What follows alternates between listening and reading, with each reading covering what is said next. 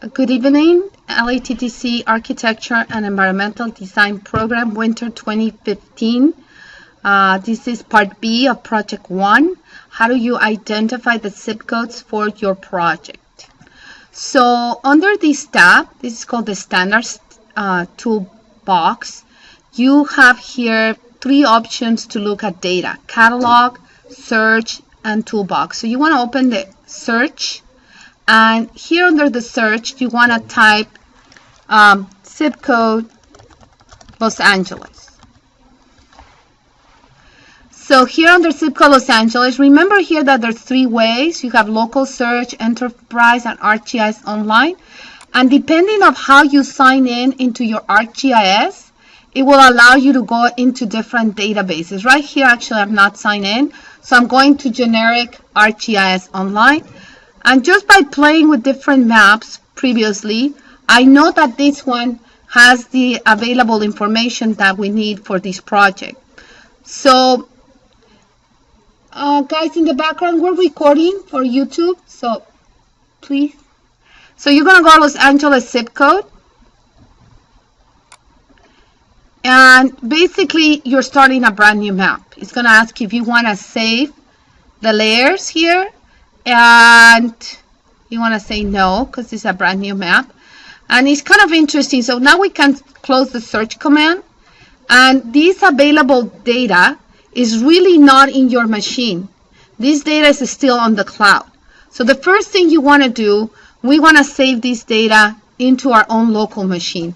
And basically notice that if we turn off the base map, the base map actually has more than the base map. It also has different cities.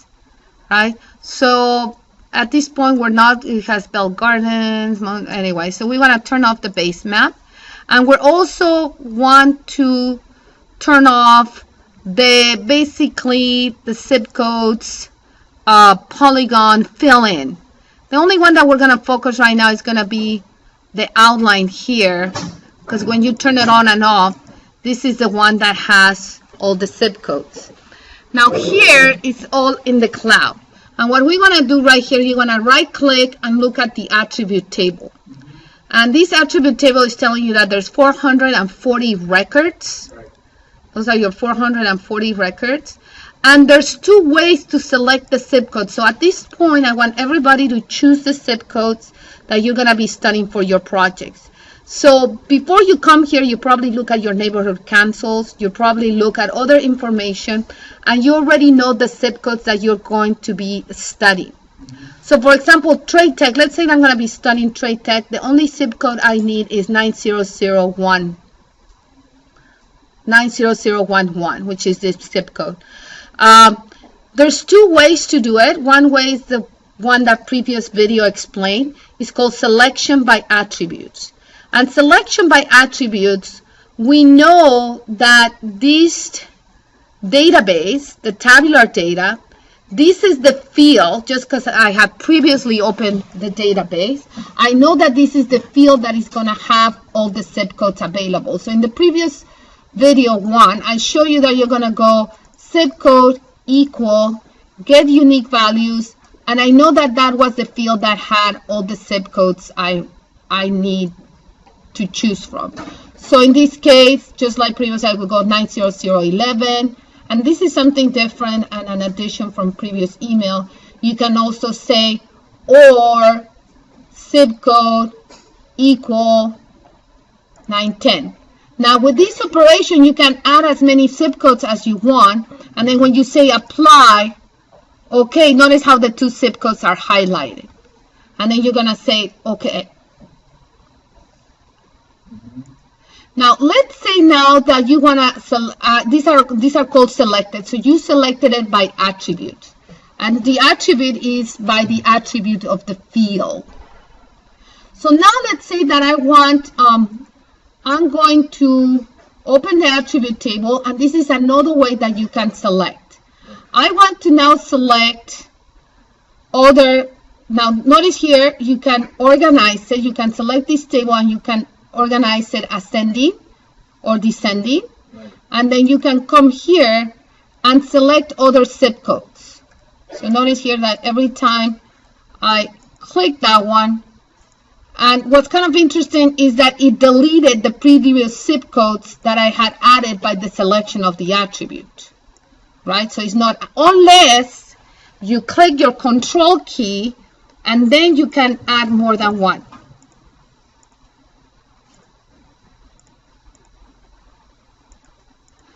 So let's say that these are the zip codes you want. So you close this attribute table.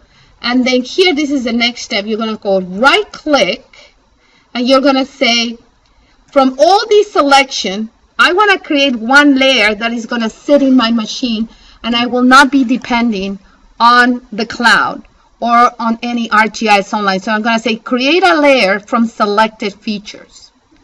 So do you see this was pretty quick? This is the outline selection. So now we can turn off the rest of LA County and we're only going to focus on the zip codes that we chose, that we selected. Now here, the very first thing you want to do, you want to go under General and you want to give it a name of your project. Project A Polygon, right? Because this is what's going to make your project. And you're going to say, now in this case, there's no project. It was just random zip codes. And then you're going to say, okay. So now this is in your local hard drive. But now you're going to save it. You're going to go Data, Export Data, and you're going to make sure that you're going to save it. Notice here it's in your external hard drive. I prefer that you save it somewhere locally. So Winter 2015, and you can do it under Shape Files. And then here you can call it your project name. And then there's an arrow that existed there. So you want to go right click, data, export data,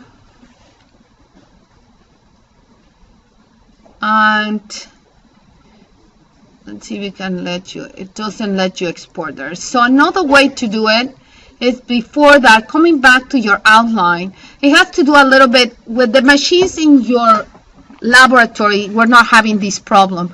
So I'll come back and study why it's not allowing us. It has to do something with the connectivity. So let's go to Plan B. You go back to the outline, turn that off, turn that on. You still have those selected. And when you right click to select, right here you say selection, create layer from selected features. Usually there's a dialog box that will tell you where it's actually saving it. Okay, let's do another thing. So instead of exporting it, I'm going to save the layer. So I'm going to say save as a layer file. Now this is going to work. So for some reason it's not letting me export, but it is, oh, okay, that could be the case. It allows to save it as a layer, but it doesn't let us save it as an export. And it can be that because the data is locked. I think that's what it is. But you can save it as. So you can go save, how did we say it again? Right click, save it as a layer file. So that's going to work. So then here we go winter, shape files, and then here we can save it. And then here example layer.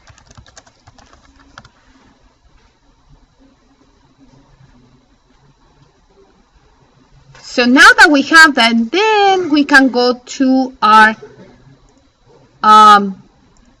Google Docs.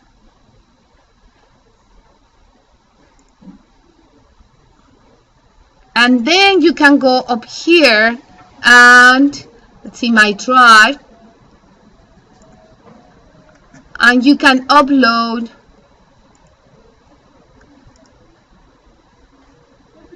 see, these are like the latest. Try the new drive, my drive. And somewhere in here, upload, files or folder, files. And you can actually go back to see, winter, shape files. There we go, example layer. And then you open it. And there you go. Now you save it. And that's the way you're going to save all your shape files. So let's see if that's... Yeah. Yeah. Now what is kind of interesting, if you notice, this is not really a shapefile, right? This is a layer. A shapefile is an SHP. So one of the things, like the big difference here when you're adding zip codes, there's certain limitations by not really having a shapefile. You're only having a layer. So let's see here. We're going to add, right now, let's add that layer that we just did. Right, so we're going to go to winter shapefiles, and we're going to add that layer. So, and we open our attribute tables. So these are, you know, so even that it's a layer, I think for our purposes, I think there's going to be certain operations that you cannot do as a layer versus having a shapefile. You're going to be certain limitations. So I will be exploring the idea of export versus saving it as a layer, but for our current exercise, I think this will work just fine. Thank you.